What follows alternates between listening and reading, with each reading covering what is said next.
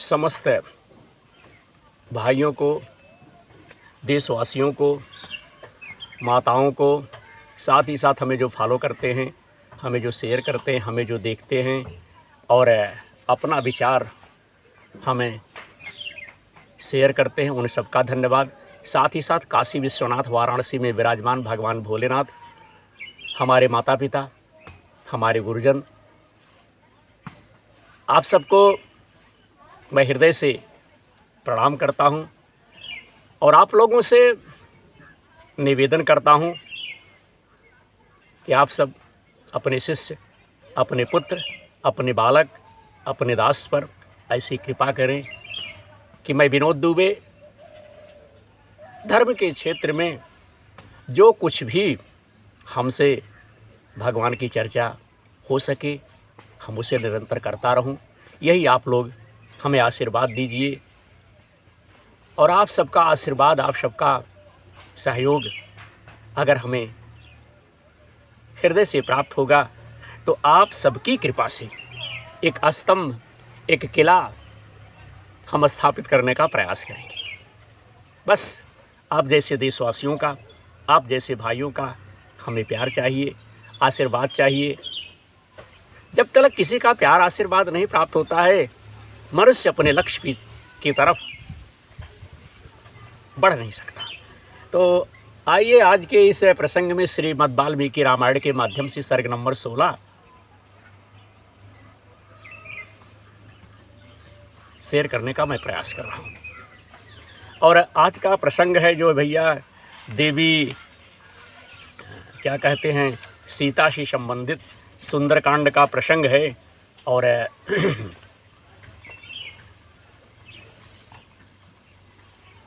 सर्ग नंबर 16, हनुमान जी मन ही मन सीता जी के शील और सौंदर्य की सराहना कर रहे हैं, तारीफ कर रहे हैं।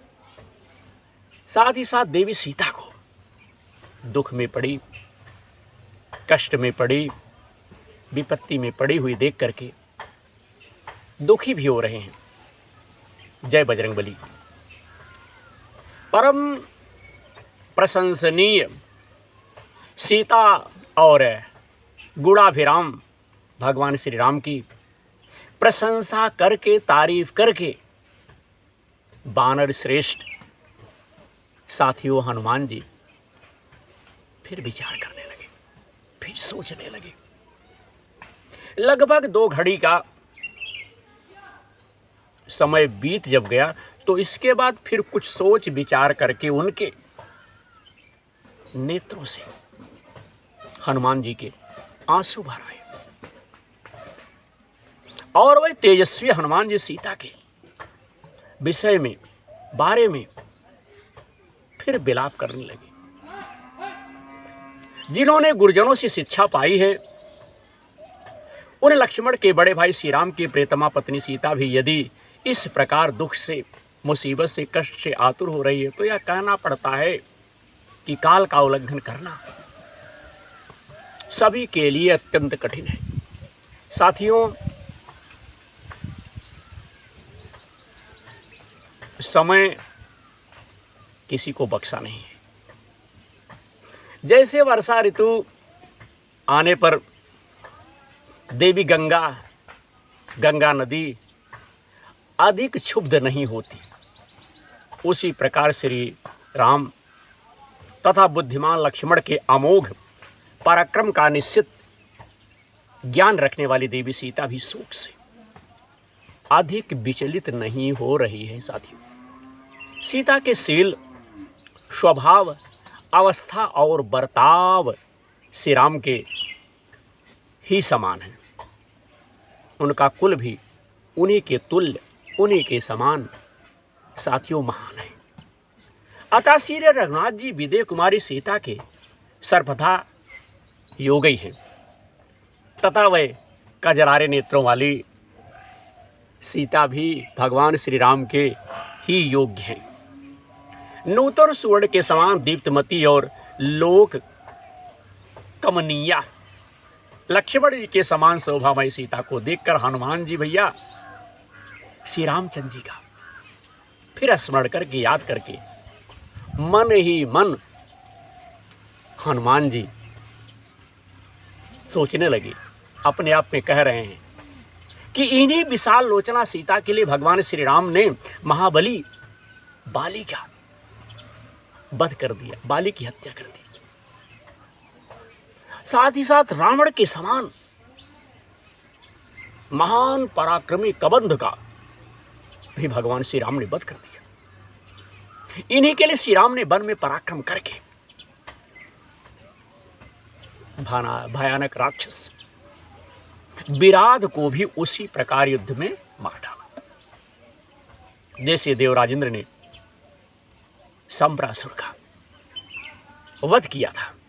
इन्हीं के कारण आत्मज्ञानी श्री रामचंद्र जी ने जरस्थान में अपने अग्निशिखा के सादृश तेजस्वी बाणों द्वारा भयानक कर्म करने वाले 14,000 राक्षसों को काल के गाल में भेज दिया और युद्ध में खर त्रिशिरा तथा महातेजस्वी दूषण को भी मार गिराया। वानरों का दुर्लभ एवर्स जो बाली के द्वारा सुरक्षित था, इन्हीं के कारण भैया विश्वविख्यात सुग्रीव को वह राज्य जो है प्राप्त हो गया भगवान की कृपा से। इन्हीं विशाल लोचना सीता के लिए मैंने नदों और नदियों के स्वामी श्रीमान समुद्र का उल्लंघन किया और इस लंकापुरी को मैं छान डाला।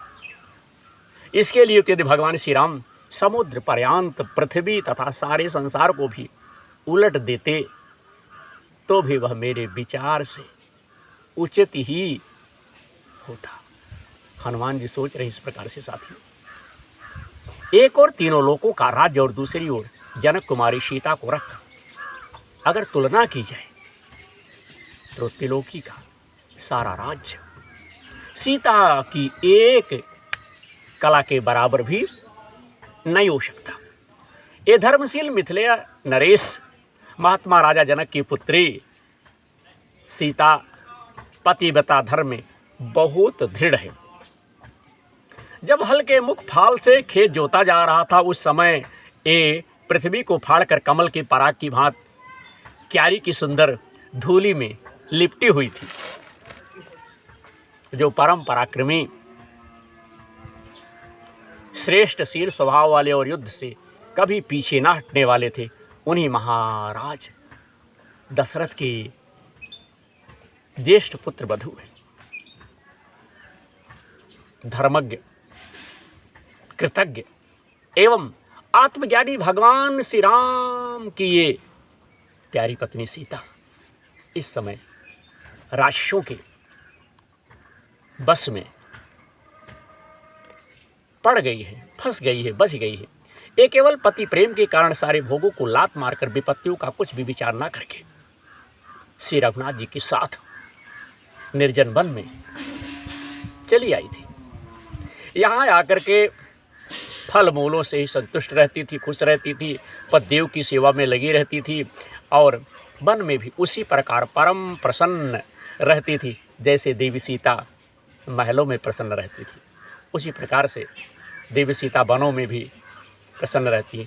वही ये सुवर्ण के समान सुंदर अंग वाली और सदा मुस्कुराकर बात करने वाली सुंदरी सीता जो अनर्थ भोगने की योग्य नहीं थी, इस यातना को सहन करती है। फिर भी रावण ने इन्हें बहुत कष्ट दिए हैं, तो भी ये अपने शील सदाचार एवं सत्य से संपन्न हैं, उसके वशीभूत नहीं हो सकी। अतः एवं जैसे प्यासा मनुष्य पौसले पर जाना चाहता है, उसी प्रकार से रघुनाथ जी इन्हें देखना चाहते हैं। जैसे राज्य से भ्रष्ट हुआ राजा पुनः पृथ्वी का राज्य पाकर बहुत प्रसन्न हो जाता है, खुश हो जाता है, उसी प्रकार उनकी यह पुनः प्राप्ति होने से श्री रघुनाथ जी को निश्चय ही बड़ी प्रसन्नता होगी।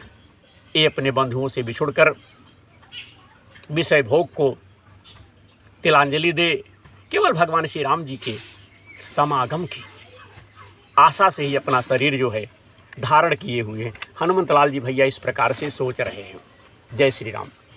ये ना तो हनुमान जी फिर कह रहे हैं कि ये ना तो राशियों की ओर देखती हैं और ना ही इन फल फूल वाले वृक्षों पर पेड़ों पर पौधों पर दृष्टि डालती है, देखती हैं। सर्वदा एकाग्रित हो मन की आँखों से केवल श्री राम का ही निरंतर दर्शन ध्यान करती देवी सीता रहती है, इसमें संदेह नहीं है। निश्चय पति नारी के लिए आभूषण की अपेक्षा भी अधिक शोभा का हेतु है। ये सीता उन्हीं पतिदेव से बिछुड़ गई है, इसलिए शोभा के योग्य होने पर भी शोभा नहीं पा रही। भगवान श्री राम इनसे बिछुड़ जाने पर भी जो अपने शरीर को धारण कर रहे हैं, दुख से अत्यंत शिथिल नहीं हो जाते हैं, यह उनका अत्यंत दुष्कर कर्म है। काले केस और कमल जैसे नेत्रों वाली ये सीता वास्तव में सुख भोगने के योग्य है। देवी जो है सीता सुख भोगने के योग्य है। इन्हें दुखी जानकर मेरा मन भी व्यथित हो उठता है। जो पृथ्वी के समान क्षमाशील और प्रफुल्ल कमल के समान नेत्र वाली हैं, तथा श्री राम और लक्ष्मण जिनकी सदा रक्षा करते हैं, वह ही सीता आज इस वृक्ष के नीचे बैठी है और बेकराल नेत्रों वाली राक्षसियां इनकी रखवाली कर रही है। साथियों, हनुमंतलाल जिस प्रकार से विचार कर रहे हैं, हनुमंतलाल जी फिर कह रहे हैं कि हिम की मारी हुई कमलिनी के समान इनकी शोभा जो है नष्ट हो गई है। दुख पर दुख उठाने के कारण अत्यंत पीड़ित हो गई है, अत्यंत दुखी हो रही है, तथा अपने सहचर से बिछड़ी हुई चकवी के समान पति वियोग का कष्ट सहन करती हुई ये जनक किशोरी सीता बड़ी दयनीय स्थिति में पहुंच गई है। फूलों के भार से जिनकी डालियों के अग्रभाग झुक गए हैं, वह शोक वृक्ष इस समय सीता जी के लिए अत्यंत शोक उत्पन्न कर रहे हैं, तथा शिशिर का अंत हो जाने से वसंत की रात में उदित हुई शीतल किरणों वाले चंद्रदेव भी इनके लिए अनेक सहस्र किरणों से प्रकाशित होने वाले सूर्यदेव की भांति संताप दे रहे हैं, दुख दे रहे हैं, कष्ट दे रहे हैं। इस प्रकार साथियों विचार करते हुए बलवान वानर श्रेष्ठ वेगशाली हनुमान जी यह निश्चय करके कि ये ही सीता है, उसी वृक्ष पर बैठ गए। तो आज हमने इस प्रसारण में श्रीमद् वाल्मीकि रामायण के माध्यम से सर्ग नंबर 16 सुंदरकांड का प्रसंग विनोद प्रहरी यूट्यूब चैनल के माध्यम से हमने शेयर किया। काफ़ी समय बाद ग्रंथों की चर्चा या ग्रंथों का वीडियो या भगवान की कथा आप सबके सन्मुख आज मैं फिर शेयर कर रहा हूँ। यह प्रसंग सुंदरकांड से है, श्रीमद् वाल्मीकि रामायण का।